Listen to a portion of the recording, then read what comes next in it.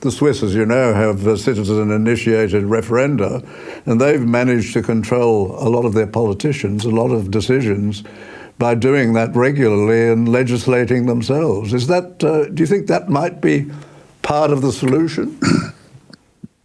Well, the only good politician is a frightened politician, and the Swiss model keeps them frightened.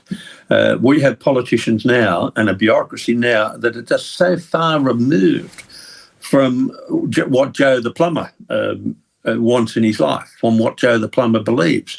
I spend a lot of my time in outback and rural Australia. You are pushing it to find anyone who would believe that net zero is going to help this country, who would want to have green energy.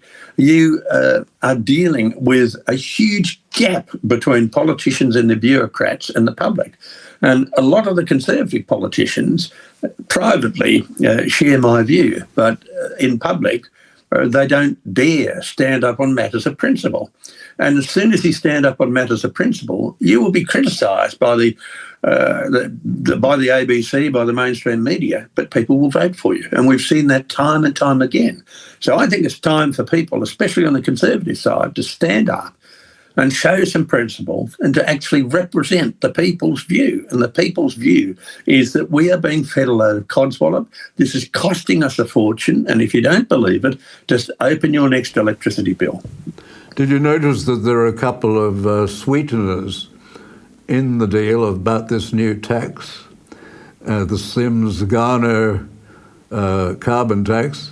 And that is that each household will get $300 and that they're going to use some of the money to reduce the outrageous excise on diesel and petrol.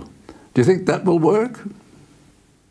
Well, not at all. Some of us are still waiting for our $275 that 97 times the current Prime Minister promised us before he was elected in. So talking about giving rebates and money to households is not a way to run an economy. The economy has got to be on a level playing field, and to have subsidies here, there and everywhere is not the way to do it. And we hear the words renewable energy, how we've got to run this on renewable energy and that on renewable energy, and to have green steel run on renewable energy. The only thing renewable about renewable energy are the subsidies. The average person pays enormously.